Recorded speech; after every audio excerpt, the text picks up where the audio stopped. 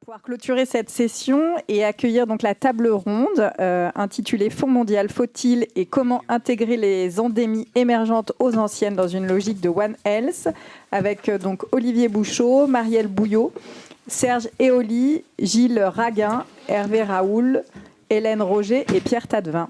Merci. Bien, écoutez, on va pouvoir clôturer cette journée avec cette table ronde en reprenant le sujet du matin sur le Fonds mondial. Je crois qu'il y a 2 personnes qui seront avec nous en distanciel. Serge Eolier, je ne sais pas si Serge est là. Oui, je l'aperçois là-bas. Et puis Hervé Raoul aussi, que j'aperçois aussi. Donc merci à tous les deux d'être avec nous. Je ne crois pas que Marielle Bouillou soit avec nous non plus ce soir. En tout cas, je ne vois pas son visage, donc je suppose qu'elle n'est pas là.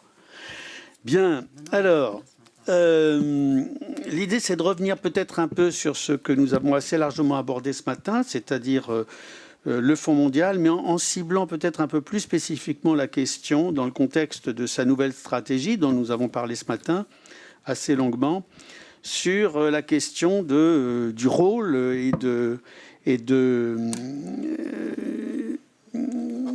la façon dont le Fonds mondial pourrait comme il dit en avoir l'intention, financer des programmes de prévention, de préparation et de réponse aux épidémies.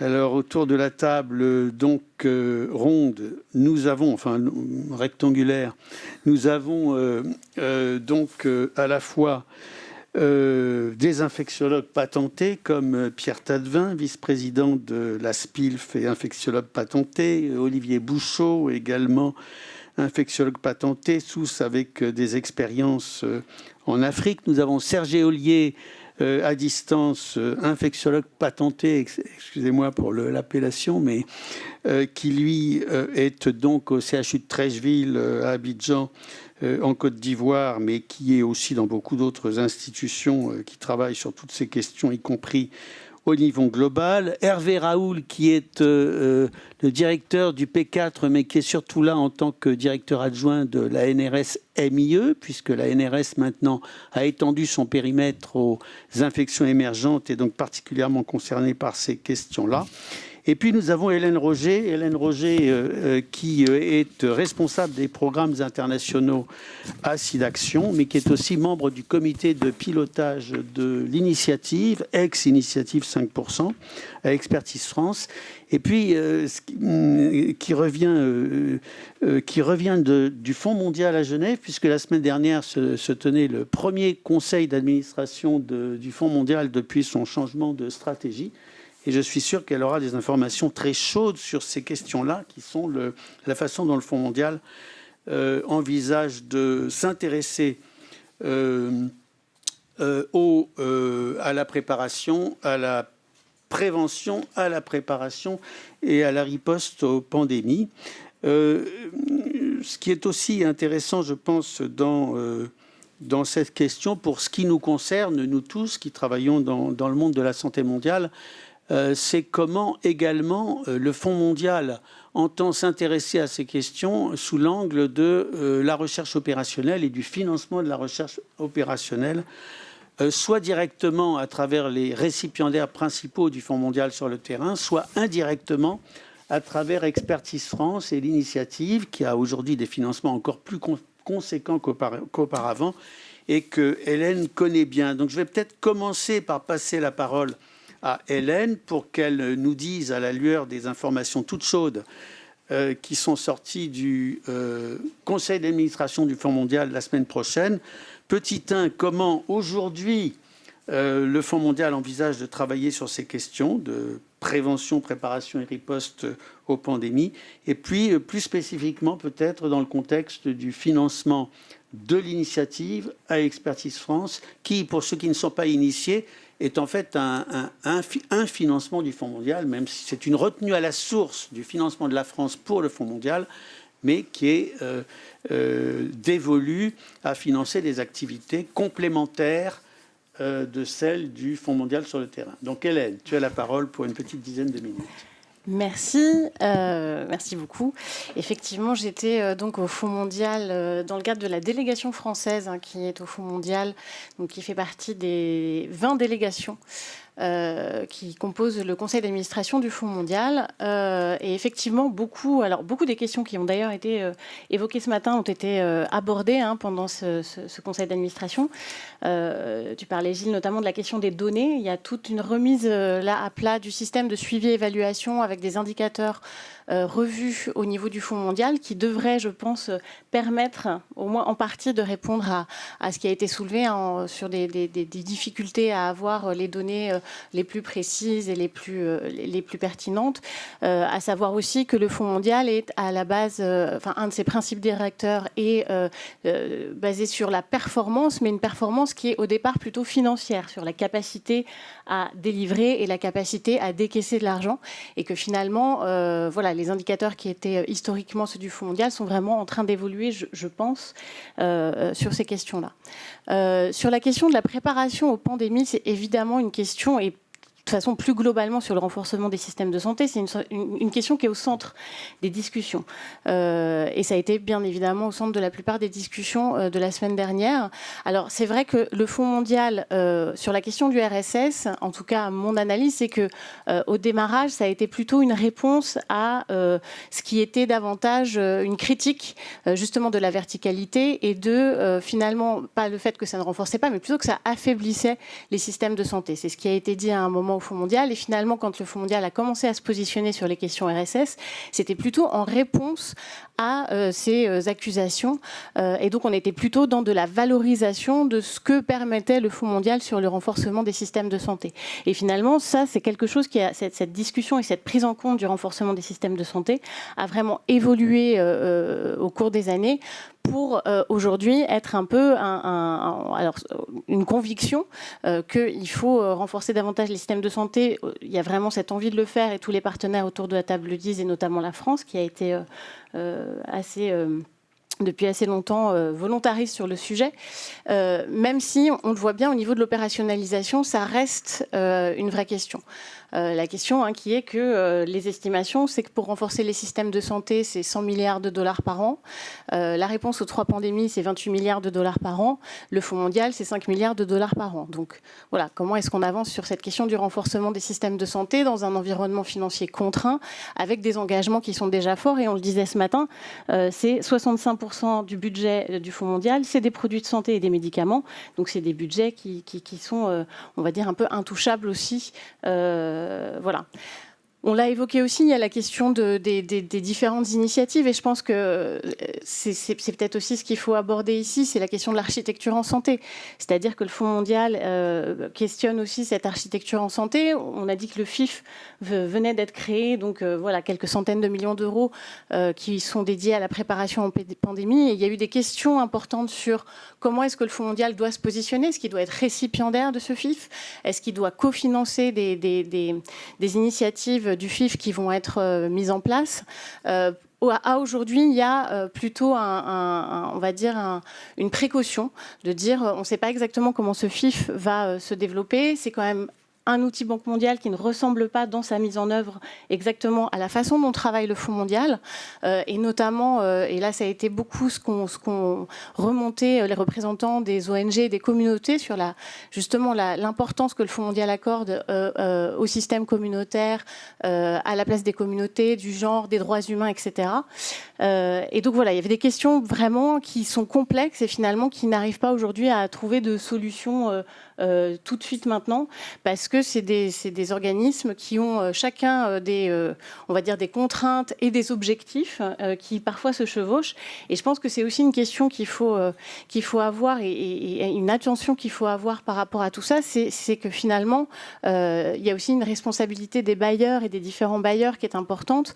On a beaucoup discuté sur le poids que tout ça va entraîner pour les pays. Le poids en termes de rédaction de demandes de financement, puisqu'il faut faire le NFM4, là, donc le nouveau cycle de financement du Fonds mondial qui va être lancé. Donc les pays vont devoir rédiger ces demandes de financement, et c'est vrai que c'est un travail assez lourd de coordination, de synthèse, de mise en commun, etc. Le FIF va lancer, je crois, son appel à projet en janvier, donc il va y avoir des demandes qui vont être faites dans le cadre de ce FIF.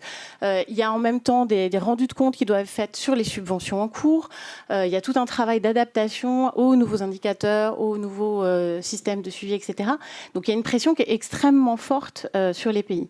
Et ce qui est intéressant, c'est qu'il y a eu beaucoup de discussions justement sur la coordination. Comment est-ce qu'on fait finalement aujourd'hui pour être moins en silo, et notamment en termes d'acteurs et d'opérateurs terrain. Et il y a eu beaucoup de mentions, notamment de CDC Africa, et comment finalement on pouvait travailler davantage sur le renforcement de ces institutions publiques sur le terrain aussi, pour mieux coordonner et mieux articuler en fait les différents dispositifs existants. Voilà un peu pour les discussions, mais c'est vrai que c'est des discussions qui sont longues et qui sont assez intenses. Concrètement, Hélène, est-ce que, puisque les pays sont en train de préparer aujourd'hui leur copie pour leur demande de financement, leur prochaine demande de financement au Fonds mondial, est-ce que dans ces pays, il existera un volume budgétaire à la discrétion du pays, bien entendu, consacré aux pandémies?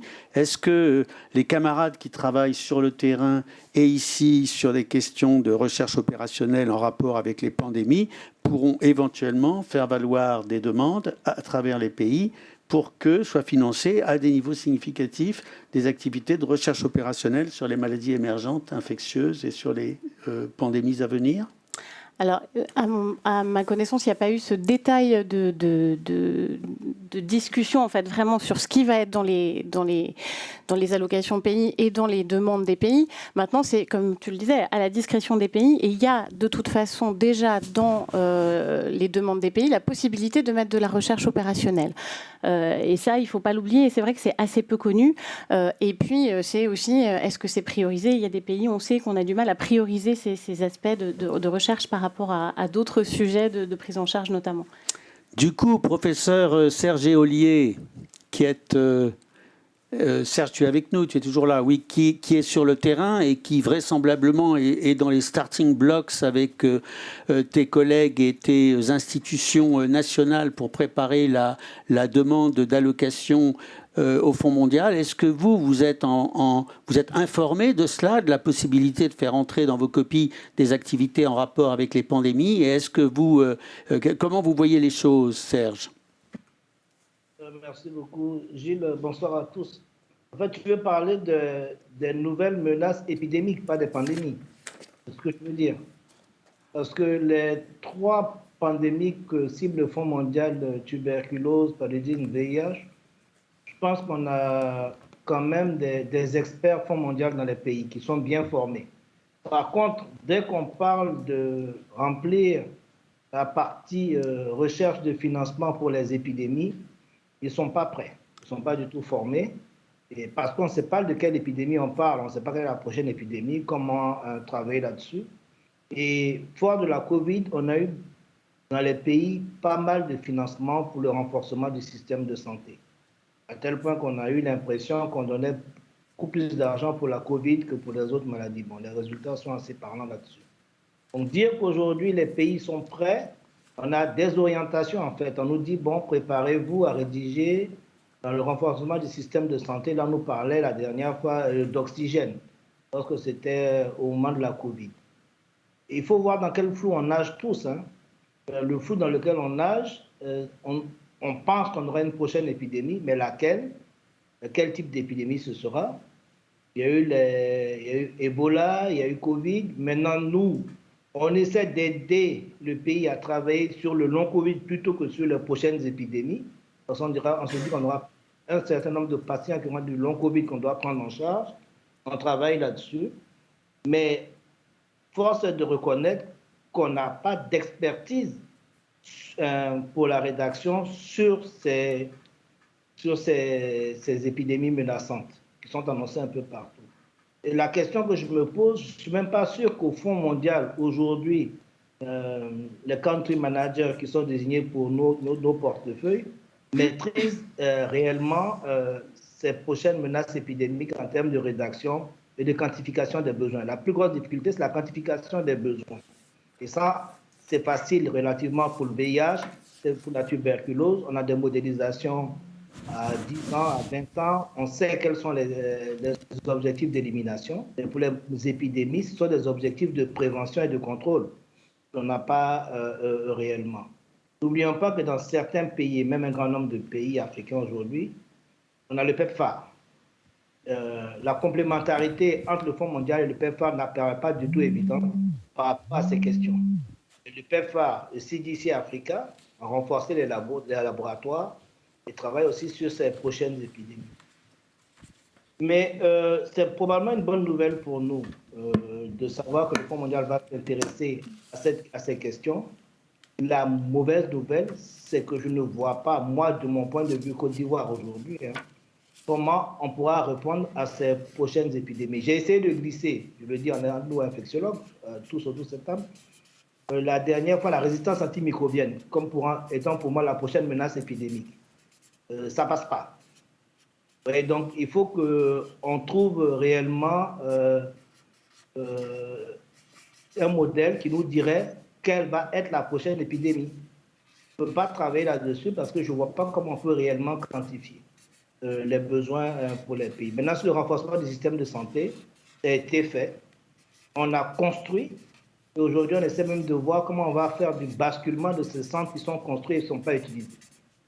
Donc, pour les épidémies, je serais plus porté sur la préparation et la détection, la mise en alerte des médecins et infirmiers de premier contact que d'aller faire un trop grand renforcement des systèmes de santé au niveau tertiaire. Merci Serge. Hervé Raoul, peut-être le voilà qui apparaît. Quel est, bon, l'ANRS évidemment s'intéresse par définition de façon relativement prioritaire pour ce nouveau mandat aux maladies infectieuses émergentes. Il y a un certain nombre d'acteurs qui sont financés par la NRS et de sites qui sont financés par la NRS qui sont en position aujourd'hui à travers les programmes nationaux d'éventuellement émarger à des financements du Fonds mondial sur ces questions. Ou il y a d'autres. Comment la NRS envisage-t-elle aujourd'hui cette problématique d'émarger à des financements de type fonds global pour financer de la recherche opérationnelle sur le terrain à travers les sites ou à travers les équipes partenaires qui sont déjà positionnées sur des activités au sud? Merci pour une question aussi large.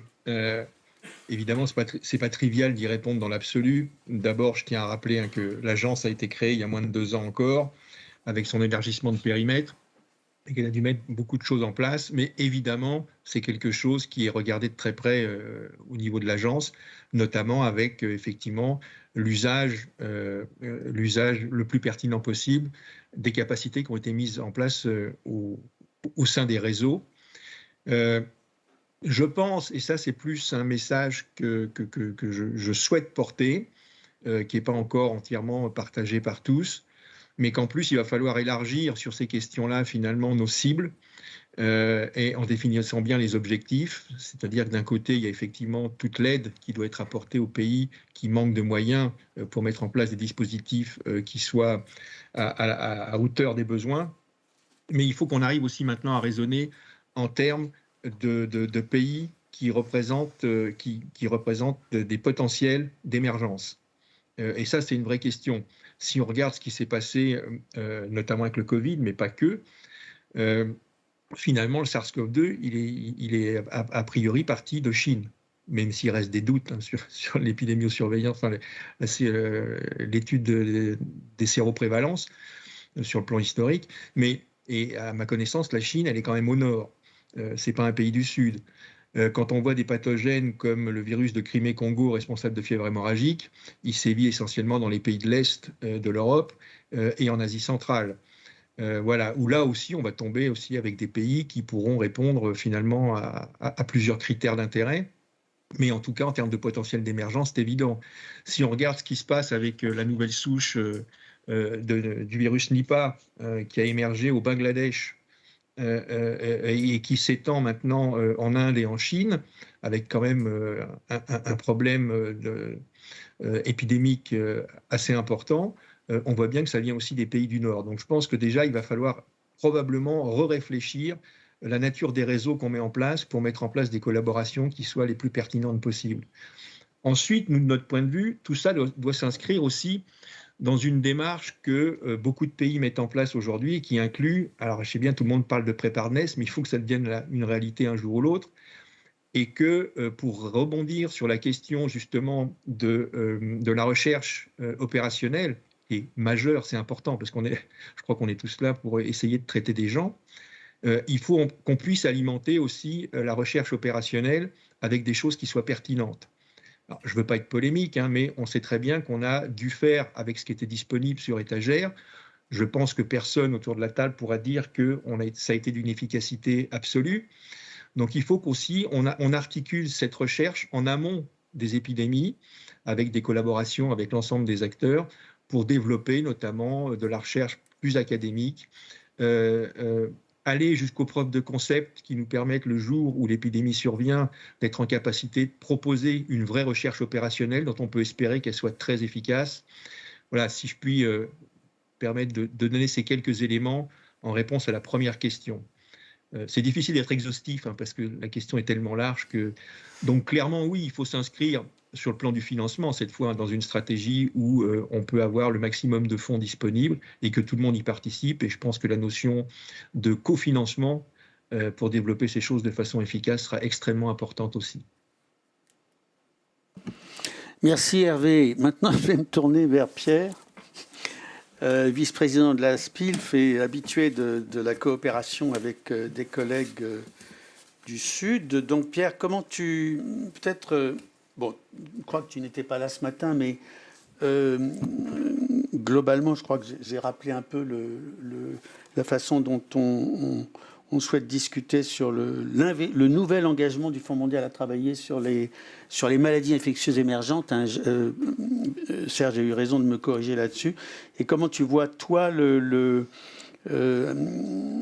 à travers les activités des collègues et les différents partenariats que tu connais, comment tu vois les choses et comment tu imagines que ça puisse, que les activités de recherche opérationnelle, de recherche clinique en particulier, sur ces questions-là, puissent se développer dans l'avenir. Merci Gilles. Alors, effectivement, désolé de ne pas avoir été là ce matin, mais j'ai entendu qu'il y aurait du replay, donc je vais faire du rattrapage parce que je suis très intéressé par cette nouvelle stratégie du Fonds mondial. Je crois qu'il y a un point qui est vraiment évident, et d'ailleurs Serge Ollier l'a rappelé, c'est que parmi les épidémies, parce qu'on peut toujours regarder dans des boules de cristal, mais il y en a une qui n'est pas douteuse, c'est l'émergence de la résistance aux antimicrobiens. Et ça, c'est quelque chose qu'on n'a quasiment pas connaissance dans certains pays parce que le renforcement des systèmes de santé n'a pas encore beaucoup permis d'étoffer les laboratoires de microbiologie pour les tests diagnostiques, pour savoir quelles sont les causes de fièvre et parmi les causes bactériennes, quel est le profil de résistance. Mais si j'avais un investissement à faire ou des billes à mettre dans des programmes de recherche opérationnelle, je crois que j'aurais vraiment envie, et Serge Ollier l'a dit, hein, de mettre le paquet sur la détection précoce et puis les mesures qui permettront d'atténuer un peu les conséquences de l'émergence de l'antibiorésistance. Il y a plein d'études récentes qui font vraiment froid dans le dos. Là, ce mois-ci, dans CID, là, il y avait par exemple, ils ont estimé le nombre de cures d'antibiotiques qu'un enfant reçoit en fonction du pays où il passe ses 5 premières années. Et ça va entre 5 et 50. Alors, je ne sais plus qui était à 50, je crois que c'est le Congo, où ils avaient fait des estimations ponctuelles. Ils s'étaient rendu compte qu'avant l'âge de 5 ans, un enfant, en moyenne, aurait 50 cures d'antibiotiques. Et bien sûr, c'est quelque chose qu'on ne mesure pas bien, puisque les consommations d'antibiotiques sont difficiles à surveiller dans les endroits où l'approvisionnement en antibiotiques n'est pas vraiment pas mesurable, en fait, parce qu'il y a des circuits parallèles. Et on n'a pas non plus les moyens de surveiller les conséquences, puisqu'on n'a pas beaucoup de laboratoires qui permettent d'avoir des antibiogrammes. Donc, je pense que c'est quelque chose sur lequel vraiment il faudrait mettre le paquet. Et l'autre étude qui fait aussi froid dans le dos, ça c'était il y a quelques mois, c'était dans le Lancet, Vous avez essayé d'estimer l'impact de l'antibiorésistance dans les différentes parties du monde, et c'est l'Afrique de l'Ouest qui avait qui payait le plus lourd tribut, probablement parce qu'en fait, il y a beaucoup de gens qui ont des diagnostics non documentés d'infections traitées avec des antibiotiques qui ne marchent pas et qui vont finir par mourir d'une pneumonie ou d'une pyélonéphrite. Donc je pense qu'en tant qu'infectiologue, et plus que d'essayer de deviner quelle va être la prochaine épidémie, je pense que j'essaierai de mettre le paquet sur tout ce qui pourra permettre de prévenir ou d'atténuer l'impact de l'émergence de l'antibiorésistance. Et j'ai cru comprendre, c'était ce que disait Serge tout à l'heure, que ça ne fait pas du tout partie des attributions du Fonds mondial, donc je suis un peu hors sujet peut-être, mais c'est un sujet qui m'inquiète. Oui, tu as raison, c'est pas dans l'angle de vision, dans l'objectif du Fonds mondial que de s'intéresser à l'antibiorésistance. Les choses aujourd'hui sont assez relativement bordées sur maladies infectieuses émergentes, mais pas au sens antibiorésistance, plutôt épidémies à venir, nouvelles épidémies émergentes. Alors, peut-être, je vais passer la parole à Olivier, mais bien sûr, on ne peut pas prédire quelle sera la nouvelle épidémie, mais enfin, il y a quand même un certain nombre de bêtes qui circulent actuellement, et d'ailleurs, ça n'est pas nouveau. Je pense à Ebola, je pense à la souche Soudan qui est aujourd'hui bien active en Ouganda, je pense à Lassa, je pense aux autres fièvres hémorragiques. Congo-Crimée a été cité, il y a la dengue, enfin bref, il y a un certain nombre d'épidémies dont on sait qu'elles ne sont pas nécessairement très actives à l'instant T, mais qu'elles ont un potentiel de développement dans l'avenir, notamment du côté des fièvres hémorragiques, mais pas exclusivement. Donc on sait tout de même qu'il y a des choses qu'on peut regarder ou qu'on peut surveiller, même si l'agent X, je pense aussi à influenza. Influenza, finalement, on parle très peu souvent d'influenza en Afrique, alors que ça circule pas simplement en Europe, mais également en Afrique, en Asie, un peu partout, et que là aussi, il y a un potentiel en Amérique du Sud, centrale et partout, et que là aussi, il y a des potentiels potentiellement dévastateurs vis-à-vis de ces épidémies. Donc, peut-être il faut avoir pas simplement une boule de cristal, mais aussi peut-être des outils qui existent déjà, qui sont insuffisamment développés et qui pourraient l'être beaucoup plus sur le terrain pour réagir, ou en tout cas surveiller dans un premier temps, et éventuellement réagir à l'apparition de nouvelles épidémies. Comment tu vois les choses, Olivier, avant que je repasse la parole à Serge? Alors, je pense qu'il faut voir les choses avec le prisme macro et puis le prisme micro ou le prisme de terrain. Le prisme macro, c'est qu'il faut absolument introduire dans cette discussion-là et dans cette réflexion-là le concept One Health, et notamment parce que ça va permettre, quand on sera en état de pouvoir avoir sur le terrain cette vraie dimension polydisciplinaire, One Health, incluant notamment des vétérinaires, mais je prends ça comme exemple, mais on peut aller évidemment beaucoup plus large, parce que quand on connaîtra mieux et on se rend compte qu'on a une carence énorme de données, d'indicateurs prédictifs d'émergence épidémique, quand on connaîtra mieux l'histoire naturelle, si je puis dire, d'une émergence épidémique, on pourra être beaucoup plus précoce dans le dépistage précoce d'une épidémie, notamment en faisant une surveillance sur le terrain des réservoirs animaux, qui sont quand même à l'origine de la majorité des épidémies émergentes, en tout cas des plus récentes. Et l'anthropisation galopante des milieux fait que les hommes qui transmettent ont d'abord été contaminés d'une manière ou d'une autre par ces réservoirs animaux, éventuellement par des vecteurs intermédiaires. Et si on interceptait, entre guillemets, le changement de circulation des agents infectieux et l'initiation du passage ou le risque de passage à l'homme, on pourrait être très précoce dans le blocage de l'épidémie. Et puis, sur le terrain, tout à l'heure, je crois Hervé Raoul qui faisait allusion. L'important, c'est que les soignants, au sens large du terme, soient préparés à faire face brutalement à une épidémie.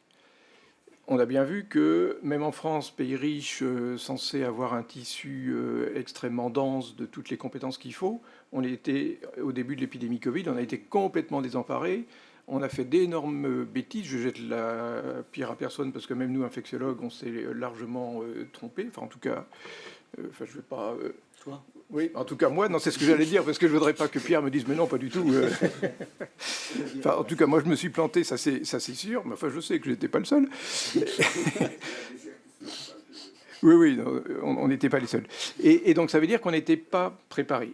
Et là, je voudrais faire une allusion, et je ne veux pas trop bloquer la parole, parce qu'il y a des gens qui ont des choses plus importantes à dire, mais je suis investi dans un enseignement qui est en train de se monter au Burkina Faso, justement, soutenu par l'OMS, justement pour former les soignants, pour le moment initialement de Burkina Faso, mais ça a vocation à se généraliser sur l'Afrique francophone, pour former les soignants et tous les soignants, quelle que soit leur fonction, à être capables de réagir du jour au lendemain à l'émergence d'une épidémie. Et par rapport à ce que disait Serge tout à l'heure sur le fait que la difficulté, c'est de prédire quelle épidémie va émerger, évidemment, ça c'est quasiment impossible dans l'état actuel des choses. Tout à l'heure, j'ai fait une allusion au fait qu'on pourrait peut-être en prévoir quelques-unes, mais on n'y arrivera de toute façon certainement pas systématiquement. Ce qui importe, c'est que les soignants sachent quoi faire en cas d'émergence d'une épidémie, sachant que, même si on ne peut pas deviner quelle épidémie va émerger, on sait en gros, sauf à imaginer des nouveaux modes de transmission qu'on n'a jamais vus jusqu'à présent, mais enfin ça c'est un petit peu la science-fiction, en gros on sait quels sont les différents modes de transmission. Et en fonction de ces 3 ou 4 modes de transmission qui peuvent être à l'initiative d'une émergence épidémique, on peut appliquer des modèles qui seront forcément ensuite adaptés pour que du jour au lendemain, des soignants préparés et formés puissent réagir. Et ça, c'est pas si facile que ça.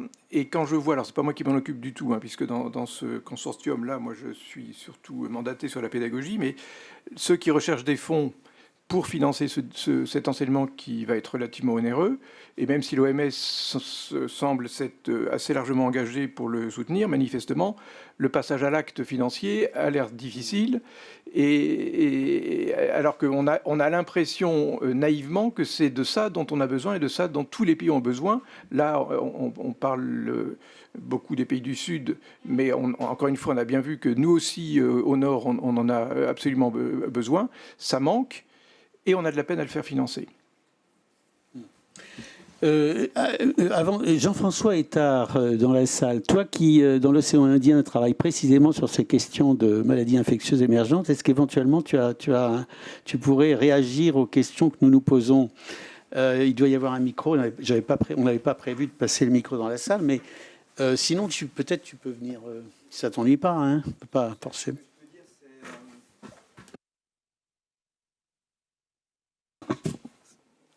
Merci. Je ne m'attendais pas à la question, mais bon. Ce que je peux dire, c'est effectivement, au moins au niveau de l'océan Indien, il y a un réseau de surveillance qui a une quinzaine d'années, SEGA One Health, qui travaille donc One Health déjà depuis un certain temps, donc intégrant la dimension vétérinaire, humaine et un peu environnementale.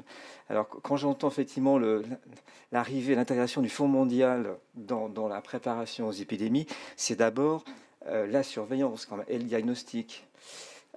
Et quand on voit les difficultés, donc sa gestion de données aussi, de data, et quand on voit la difficulté du Fonds mondial à mettre en place donc leur système d'information sanitaire, on a rappelé ce matin Madame Christelle Boulanger, 4 milliards d'investis sur le système d'information, et quand on va sur le terrain, on trouve des tableaux Excel, du papier, et pas encore le IHS2 qu'on attend toujours, et le fameux module tracker. On peut se demander vraiment si il y aura un impact du Fonds mondial techniquement sur la surveillance. Donc je pense que ce qu'il faut renforcer, c'est effectivement ces réseaux de surveillance existants. Il y a celui de la COI dont tu viens de parler, Gilles, celui de la Commission Pacifique Sud, par exemple, celui qui est en Asie du Sud-Est, entre le Cambodge, le Laos, je ne sais plus comment il s'appelle, qui est soutenu par l'AFD. Donc je pense qu'il faut vraiment une collaboration, une interaction entre le Fonds mondial et éventuellement donc des financements sur la surveillance et des réseaux existants, y compris évidemment d'Afrique centrale, le CDC européen. Mais je ne pense pas qu'il faille, enfin c'est mon avis, avoir une approche verticale du Fonds mondial sur la préparation aux épidémies, mais l'intégration avec l'existant, les réseaux existants et la dimension vétérinaire. Voilà. Serge, donc peut-être si tu es avec nous, je crois, en tout cas, oui, tu vois ton image. Donc est-ce que vous, par exemple, vous travaillez évidemment déjà sur un certain nombre d'épidémies, que ce soit par exemple Lassa, où vous avez travaillé aussi sur Ebola quand Ebola a frappé vos voisins. Est-ce que vous travaillez avec déjà un peu avec les collègues vétérinaires? Est-ce que vous êtes déjà dans une approche un peu One Health sur ces questions, ou c'est encore quelque chose qui est en devenir, en gestation? Non, je pense que le problème de l'approche One Health, on va de slogan en slogan. Hein.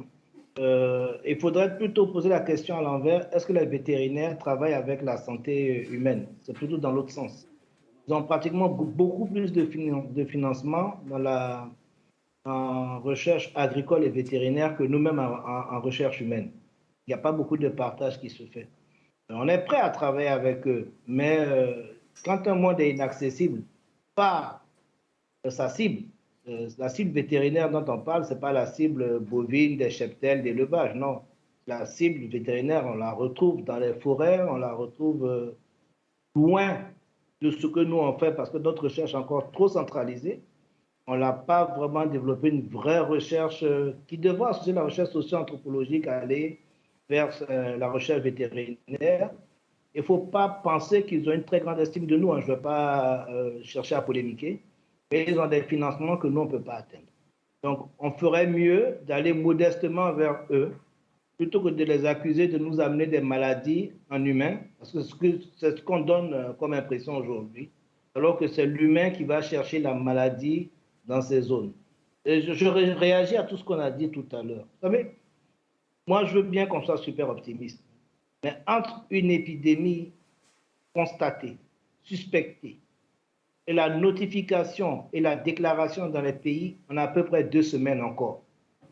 Donc, insistons sur cette réduction du temps de détection, sur la fourniture à ses collègues des sites, des outils diagnostiques simples, et de casser aussi ce monopole de devoir amener à un super centre de déclaration, de confirmation de l'épidémie avant que tout se mette en branle. Aujourd'hui, vous déclarez une épidémie nouvelle. Tant que l'institution internationale, que je ne citerai pas, n'aura pas déclaré, nous n'aurons pas les financements qu'il faut pour la contrôler. Donc, attention à ce qu'on est en train de dire. La recherche que l'on veut faire, c'est une recherche opérationnelle qui permet de mettre... Olivier l'a dit tout à l'heure, on est en train de former des collègues. On n'a même pas assez de financement pour la formation. Et ces collègues qui sont dans les établissements de premier contact ont besoin d'être assurés aussi lorsqu'ils suspectent une maladie. Ils ont besoin d'être assurés. On a tous parlé de monkeypox, tout le monde parlait de monkeypox. Mais dès qu'on a eu les outils de monkeypox, on a vu que chez nous, c'était du monkeypox sporadique, de vacances scolaires où les enfants allaient s'amuser avec les rats. Dans les forêts ou bien lors de leurs jeux de vacances. Donc, moi, j'insiste encore une fois, tout ce que l'on me dira, donnons les outils à ces établissements de premier contact pour des outils diagnostiques simples, tout en train d'être simplifiés, et renforçant d'abord notre recherche humaine en l'humanisant, en allant vers ceux qui ne sont pas censés faire de la recherche, ils sont censés faire du diagnostic, de la notification. C'est à partir de ça qu'on va pouvoir détecter facilement ces menaces épidémiques dont on parle, les anciennes comme les nouvelles. Merci. Je répondis à ta question, mais je ne travaille pas beaucoup de la médecine vétérinaire en un mot. Oui, en partie. C'est-à-dire qu'on essaye de chercher un peu la façon dont peuvent se connecter avec les financements du Fonds mondial les acteurs de terrain comme toi qui sont sur place, mais aussi ceux qui participent à des projets collaboratifs. Pour ça que je trouve que c'était intéressant de demander à Jean-François comment sur l'océan Indien les choses s'organisent. Et évidemment, on a l'impression quand même qu'il y a une espèce de déconnexion des acteurs. C'est pas nouveau, hein, cette verticalité, parce que effectivement, des réseaux de surveillance, tu as cité aussi celui du Sud-Est asiatique, qui est extrêmement puissant, ancien, financé d'ailleurs par l'AFD en partie. Donc, il y a déjà des choses qui existent et qui sont et qui sont établis, efficaces, mais la connexion avec ces réseaux-là ne semble pas se faire facilement, de la même façon d'ailleurs que la connexion de la lutte contre le VIH s'est pas bien faite pendant très longtemps avec la lutte contre la tuberculose. C'est peut-être là une partie des solutions. Donc ce serait beaucoup autour de la recherche en épidémiologie, des datas, de la surveillance, mais je pensais quand même aussi à autre chose. Et là, la NRS MIE est branchée sur aujourd'hui de grands programmes européens et non européens qui consistent à développer ou à préparer de la recherche en situation d'urgence. On l'avait vu avec Ebola, ça a fonctionné plus ou moins bien parce que ça a été relativement tardif et ça a été ensuite capitalisé dans les épidémies d'Ebola, non plus en Afrique de l'Ouest mais en RDC. On a vu, enfin moi j'ai vu passer avec Monkeypox des ébauches de grands programmes de recherche qui se mettent en place alors que l'épidémie, en tout cas dans le Nord, est en train de s'éteindre et donc on a un peu peur que ces programmes, une fois de plus, arrivent un peu tardivement et que la riposte à une possible pandémie d'ampleur de monkeypox n'arrive que tardivement. C'est-à-dire que même si aujourd'hui on avait du monkeypox encore de façon plus active qu'il ne l'est, on voit qu'on a du mal quand même à chaque fois à mettre en place des programmes de recherche clinique, de recherche thérapeutique, de recherche opérationnelle, y compris d'ailleurs sur des plans relativement fondamentaux, et qu'on n'est pas vraiment bien formaté pour cela. Alors, on tourne en rond, parce que par où prendre les choses pour que les choses se mettent en place beaucoup plus rapidement, pour que les outils financiers ne soient pas des outils financiers qui se mettent en place 3 ans après, mais qui se mettent en place tout de suite, comme si finalement il faudrait qu'à travers le Fonds mondial et d'autres mécanismes financiers puissent se constituer des fonds, en l'occurrence, mais pas des fonds où il faut 6 mois entre le moment où commence le besoin et où l'argent arrive sur le terrain. Il faudrait des fonds qui soient mobilisables très rapidement. Donc c'est ça qui est difficile un petit peu à articuler et à concevoir, en tout cas pour ceux qui essayent sur place, sur le terrain, de travailler sur des projets activables rapidement. Je ne sais pas qui veut réagir à ça.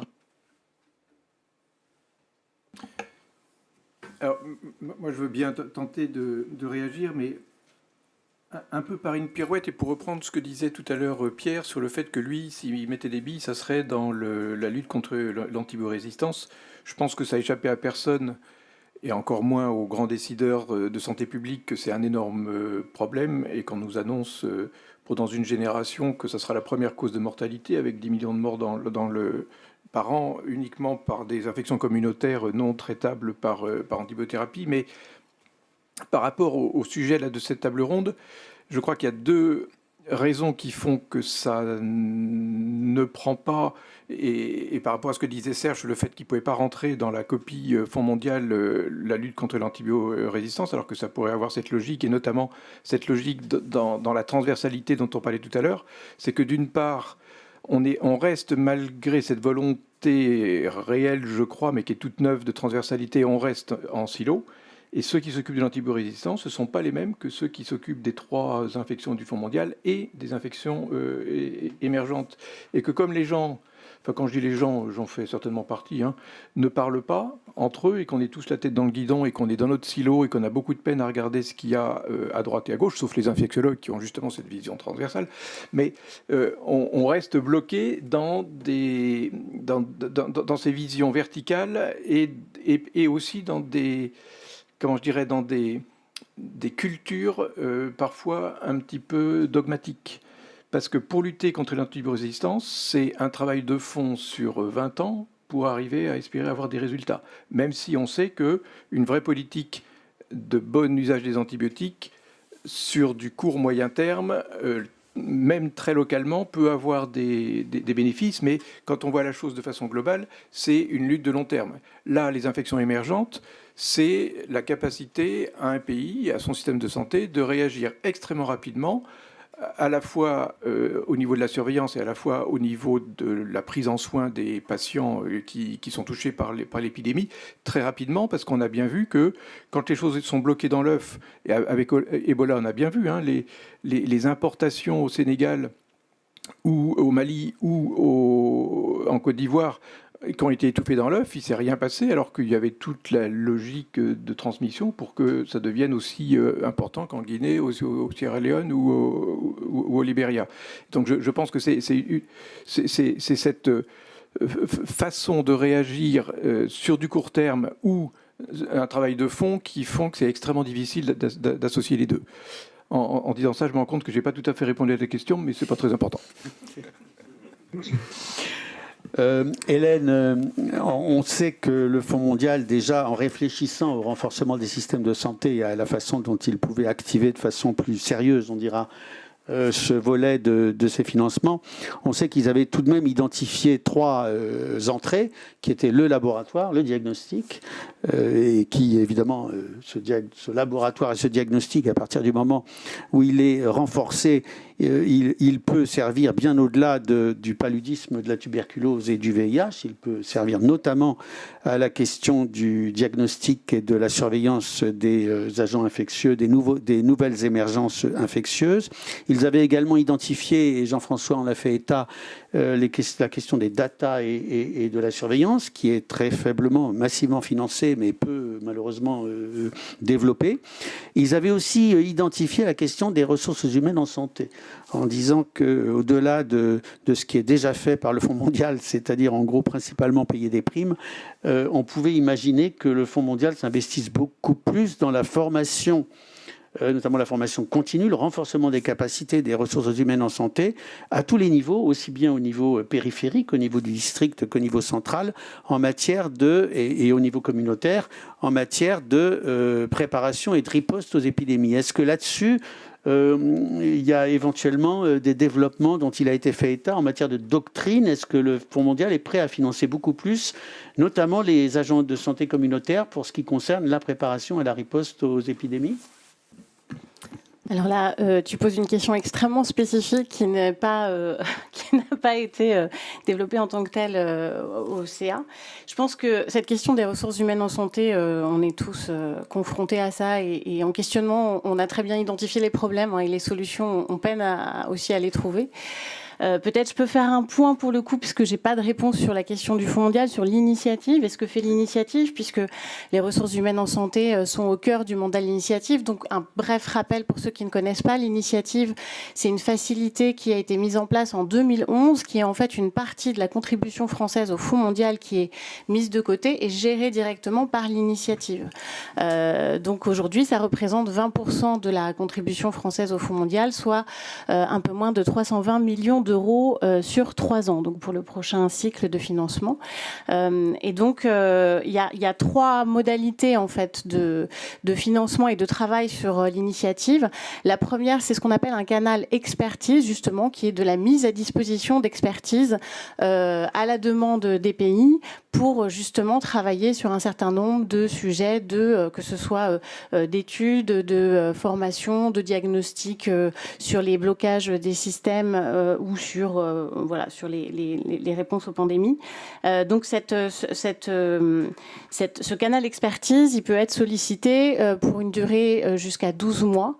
Et donc c'est un canal assez simple et qui permet, par exemple, de faire le point sur les systèmes épidémiques et qui peut du coup être sollicité dans ce cadre-là. Je reprends mes petites notes parce qu'on est en train de changer pas mal de choses sur l'épidémie. Je ne voudrais pas vous raconter des bêtises. Donc voilà, on peut travailler sur la connaissance des propres épidémies des pays dans le cadre de ce canal expertise. Ça a été fait à plusieurs reprises. Il y a un canal projet qui existe également, qui est donc un canal qui fait des financements. On va rallonger la durée jusqu'à 4 ou 5 ans, je crois. Et c'est la seule facilité de financement de ce qu'on appelle les set-aside du Fonds mondial qui permet justement de financer la recherche opérationnelle. À savoir que c'est des appels à projets qui sont thématiques chaque année. Et pour l'année 2023, ce sera un appel à projet sur ce qui concerne la prévention du paludisme. Voilà, et puis on a 2 appels à projets sur population vulnérable et renforcement des systèmes de santé, voilà, qui sont aussi mobilisables. Il y a des organismes de recherche qui proposent des projets régulièrement, des projets plutôt de santé publique et voilà, qui peuvent rentrer dans le cadre de ces appels à projets. Et puis on a, pour ceux qui connaissent, qui s'appelait avant le canal pilote et qui maintenant s'appelle l'accélérateur, qui est plutôt en fait une modalité qui est en questionnement. Là, on est en train de revoir un peu la stratégie, enfin l'initiative est en train de le faire. En tout cas, les 5 priorités qui ont été définies, c'est les ressources humaines en santé, donc travailler sur cette question des ressources humaines en santé, de la formation, de l'accompagnement, du recyclage, tout ce qui est laboratoire et les réseaux de laboratoires, tout ce qui concerne les chaînes d'approvisionnement, la gouvernance et le leadership, les DSSR et les systèmes communautaires en santé. Voilà pour quelques informations sur l'initiative. Oui, c'est important parce que l'initiative, donc comme l'a rappelé Hélène, c'est 100 millions d'euros par an et qu'à travers cette initiative, il y a probablement un certain nombre d'actions qui pourraient parfaitement être entreprises par des acteurs de santé français sur la problématique. Alors l'initiative, son champ, c'est les pays à faibles ressources, c'est essentiellement l'Afrique subsaharienne. Mais aussi un peu en Europe de l'Est, certains pays. Enfin, il y a quand même un champ relativement large. Oui, il y a si je ne dis pas de bêtises, on est sur une 40aine de pays, beaucoup les pays CICID, mais voilà, donc beaucoup de pays en Afrique subsaharienne, mais aussi en Asie du Sud-Est. Oui. Voilà, c'est assez diversifié. En revanche, ce qui serait intéressant, mais je ne sais pas si ça existe, peut-être on pourra interpeller Éric Flottelot là-dessus, c'est qu'il peut-être une note de doctrine sur la question des maladies infectieuses émergentes, qu'on sache un peu qu'est-ce qui est finançable, qu'est-ce qu'ils envisagent, quels sont éventuellement les secteurs, est-ce que c'est le diagnostic et le laboratoire, est-ce que c'est les ressources humaines en santé, la formation, le renforcement de capacité, est-ce que c'est les systèmes d'information et de surveillance, quels sont les secteurs sur lesquels l'initiative serait prête à financer des expertises court terme, comme tu dis, c'est-à-dire de moins d'1 an, parce que là, je pense qu'il y a probablement un certain nombre d'experts français qui seraient intéressés à éventuellement donner des coups de main ou contribuer à la lutte contre les épidémies à travers cet outil-là. Bien, écoutez, il est 17h27, donc on a éventuellement encore le temps pour une intervention de la part des panélistes. Est-ce que Serge, Hervé, est-ce que vous souhaitez éventuellement ajouter quelque chose ? Moi, je veux bien dire un mot sur... parce que je suis entièrement d'accord avec tout ce qui a été dit, mais une fois de plus, je pense qu'il faudrait quand même arriver à intégrer le double agenda qu'on a avec ce qui doit être fait en période interépidémique, parce que ça va impacter de façon majeure ce qu'on va mettre en place ensuite sur le plan opérationnel. Donc ça, je pense que c'est une vraie question et qu'il ne faut pas l'oublier. À titre d'exemple, on avait fait beaucoup de choses pour Ebola en Afrique de l'Ouest. Aujourd'hui, on se retrouve avec le même virus, mais une autre souche, et en fait, on revient 10 ans en arrière. Ça montre quand même un certain nombre de choses, c'est-à-dire que les anticorps monoclonaux, on peut en penser ce qu'on en veut, mais il y avait une certaine efficacité contre la souche Jaïr. Et on en est resté là. Et aujourd'hui, tout ce qu'on est capable de proposer, c'est des trucs qu'ont les Américains sur étagère, dans le cadre de programmes qui ne sont pas des programmes de santé d'ailleurs, pour les tester avec a priori des preuves d'efficacité qui auraient été faites au moins au niveau préclinique. Mais je trouve que ce n'est pas suffisant. Donc j'ai quand même le sentiment qu'on ne retient pas bien les leçons du passé. Et ça, je l'ai vécu souvent. Et l'autre chose que je voulais commenter quand même, c'est sur l'aspect One Health. Et je suis d'accord avec ce qu'a dit Serge. Il faut à tout prix qu'il y ait un effort qui soit fait pour que les 2 communautés apprennent à travailler ensemble. Donc pour ça, il faut des plans. Il faut organiser ça avant que la crise survienne. Et en plus, ça marche dans les 2 sens. Ce qu'a dit Serge, c'est une réalité. Mais nous, on a vu un certain nombre de choses aussi avec les gens qui s'occupent d'environnement, notamment, ça a été criant pendant la crise du monkeypox, avec les gens qui s'occupaient de la surveillance des eaux usées. Mais en fait, pour pouvoir progresser dans leur analyse, parce que c'est important quand même, ce type de surveillance et permet une analyse de risque en général assez fine, si elle est bien faite, eh bien en fait, les gens qui s'occupaient de ça n'avaient aucun retour des cliniciens qui étaient occupés par autre chose, bien évidemment, mais en termes d'indications sur le niveau d'excrétion à l'échelle individuelle, à l'échelle d'un service, à l'échelle hospitalier, ce qui permettrait ensuite de dimensionner finalement le seuil d'alerte ou non par rapport à ce qu'ils verraient dans un système comme les eaux usées. C'est juste un petit exemple, mais je pense que c'est important. Et puis ensuite, pas oublier les autres questions qu'on a découvertes, enfin en tout cas moi je l'ai découvert, c'est la question du spillback, notamment avec le monkeypox.